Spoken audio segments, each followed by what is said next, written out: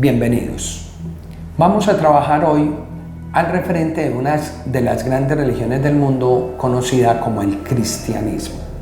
Y quiero abordar el cristianismo desde algunos puntos históricos fundamentales para poder entender su desarrollo y poder lograr entender el deslinde entre cristianismo y judaísmo. Por eso vamos a trabajar desde el efecto histórico todo lo que va a significar la religión que conocemos como cristianismo.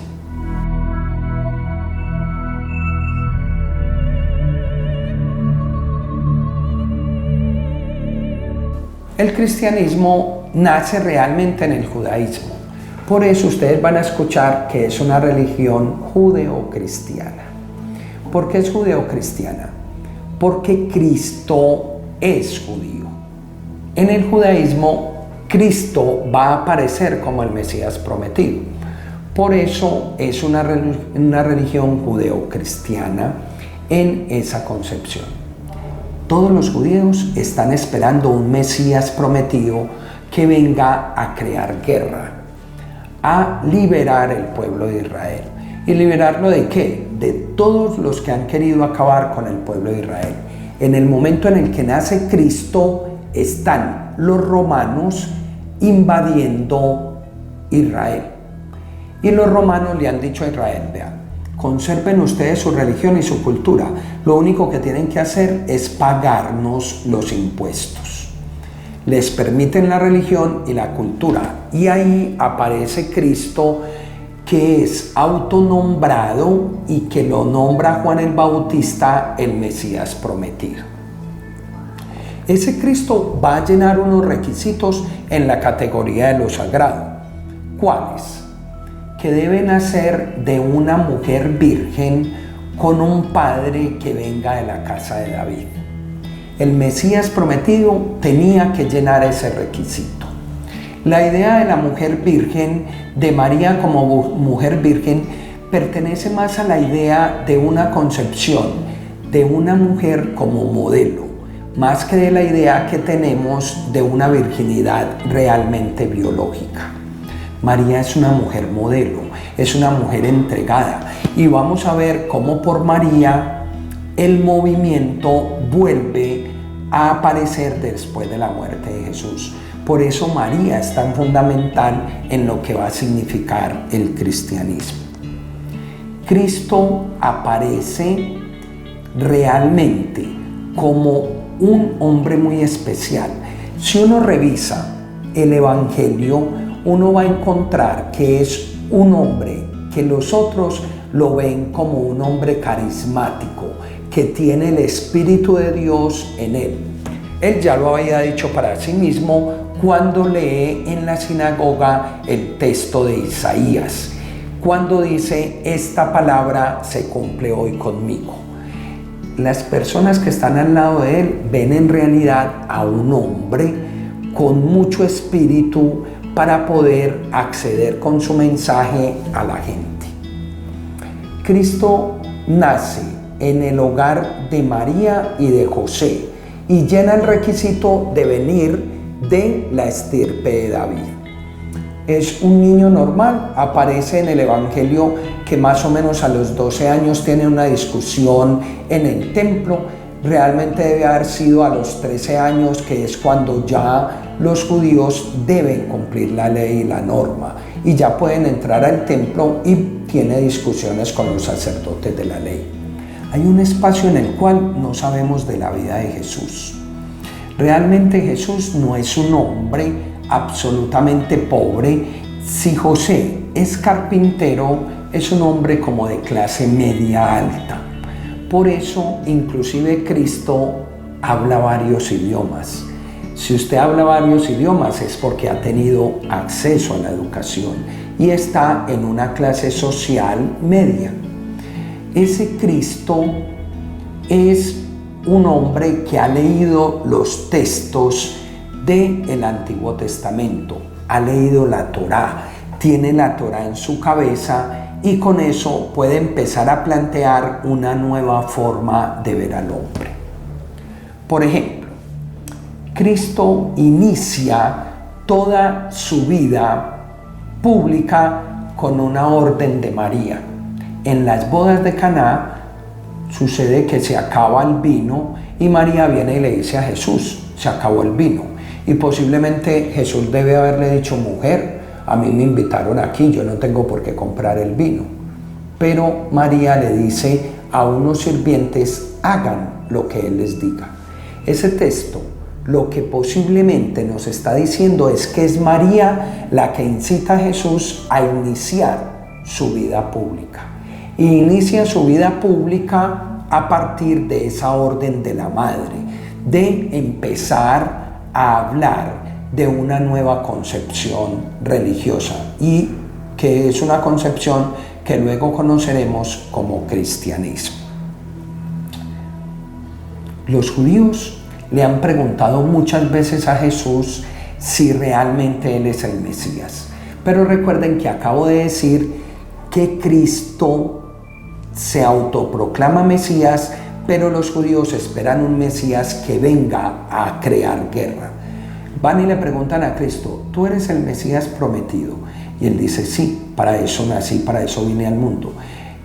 ¿Viniste a traer la guerra? Y Él responde, sí, llegará el día en que el hijo se levante contra el padre, la hija contra la madre. Los judíos se quedaron como, esto no es. Hay que perdonar, sí, hay que perdonar 70 veces 7. Y si te pegan en esta mejilla, coloca esta. ¿Sabe qué dijeron los judíos? Este no es. Este no es. Nosotros necesitamos un Mesías que venga a dar candela. Por eso recuerden que los judíos hoy siguen esperando el Mesías prometido. Siguen esperando quien venga y arme una guerra para recuperar la tierra del antiguo Estado de Israel. Cristo tiene un mensaje que llama mucho la atención. Es un hombre duro, radical, pero con una concepción que habíamos conocido en la religión, por ejemplo, del budismo, que se llama caridad, la caridad por el otro. ¿Qué es lo que significa ponerme en los pies del otro? Por eso un día un joven viene y le dice, maestro bueno, yo te quiero seguir, ¿qué debo hacer? Cristo le responde, cumpla los mandamientos. Yo ya los cumplí. Cristo dice, sí. ¿Cómo lo conoce? Y el Evangelio dice que lo conoce. Le dice, vaya, venda todo lo que tiene, porque era rico, venda todo lo que tiene y viene y me sigue. Parece que Cristo todavía está parado allá esperando a ese muchacho, porque nunca apareció. Cristo sabía quién era el otro. Por ejemplo, hay un evangelio que dice que Cristo miró a un joven y lo amó. ¿Sí?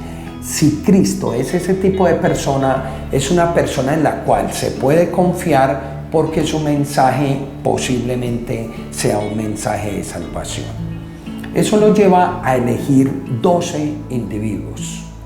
Elige 12 personas para enseñarles el evangelio. Entre esos, Judas, que tenía en el plan tener que ser el que lo señalara. ¿Sí? No podemos decir que Cristo realmente era muy conocido. No era tan conocido.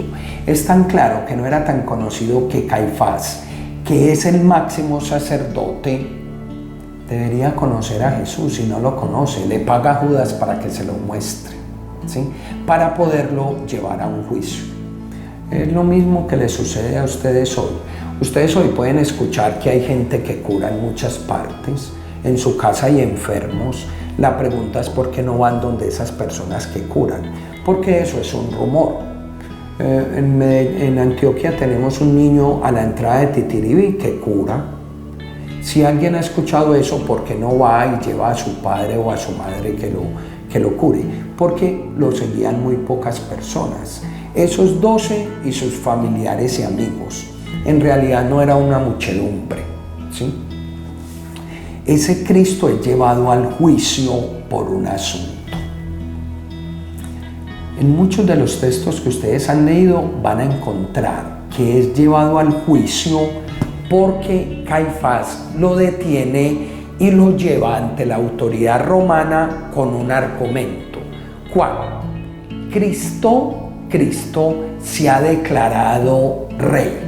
Ese es el argumento de Caifás, porque Caifás, recuerden, se los dije, va a manejar la religión y Roma va a manejar la política. Si Cristo dice que Él es rey, quiere tumbar al César. Entonces Caifás lo lleva con el argumento de decirle: se ha declarado rey. Pilato lo escucha y le pregunta: ¿tú eres rey? Y él dice: sí, para eso nací y para eso vine al mundo. Pero acto seguido dice: mi reinado no es de este mundo.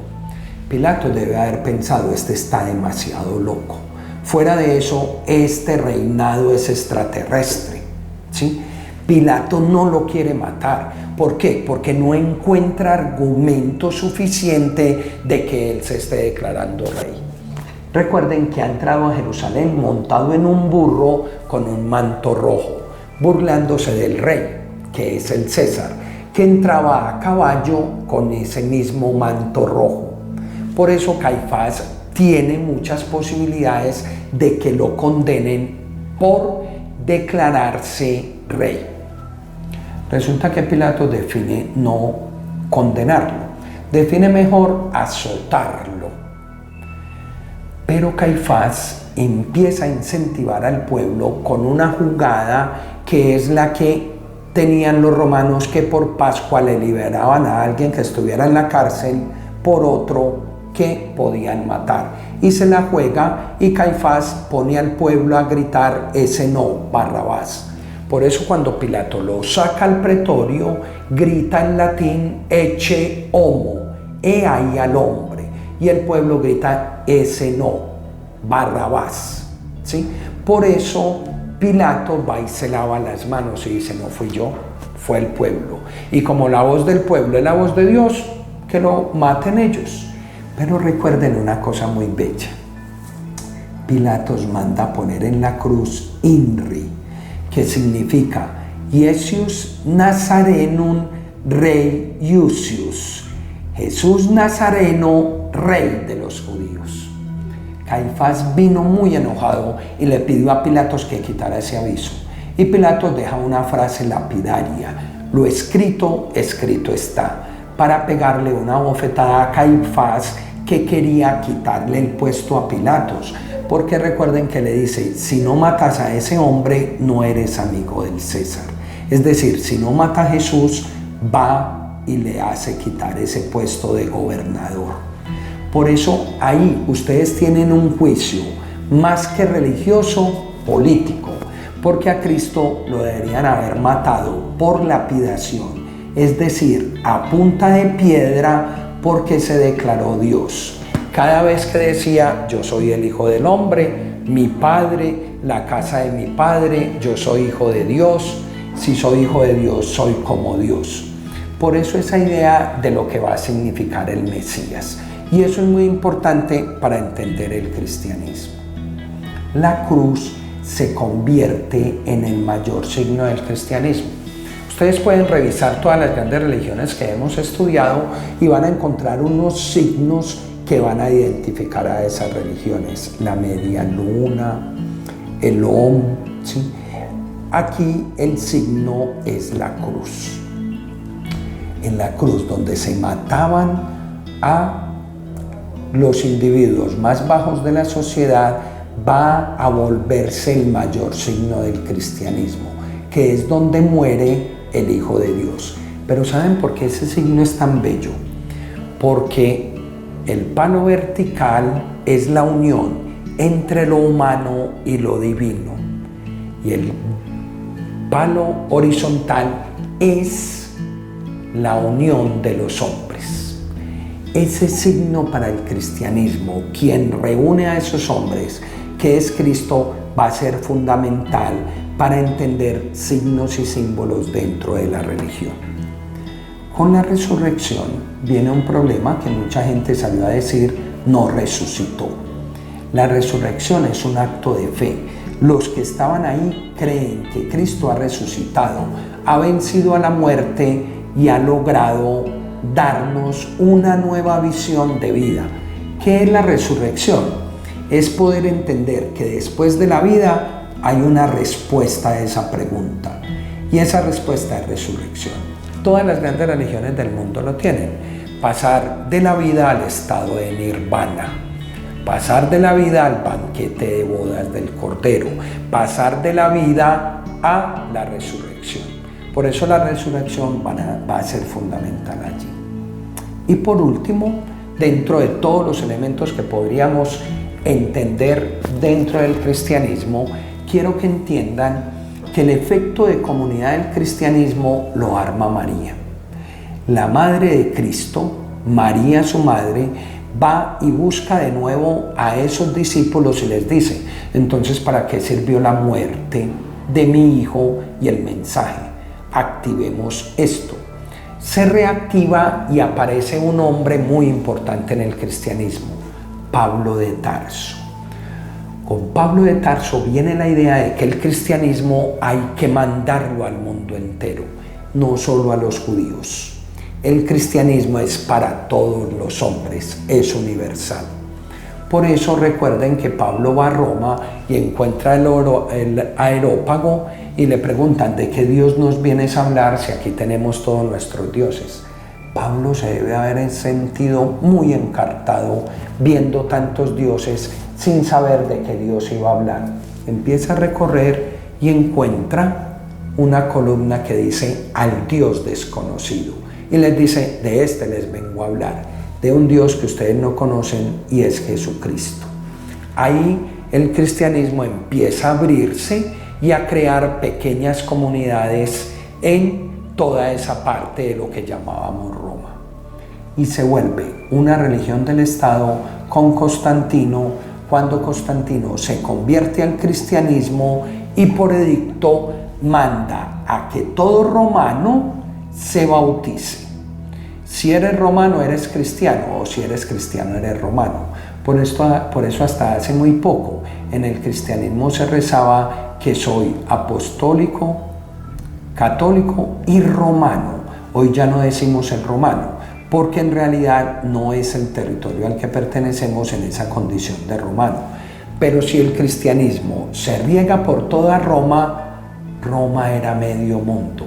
Por eso el cristianismo se vuelve tan importante en el mundo y se vuelve una de las grandes religiones del mundo. Muchas gracias.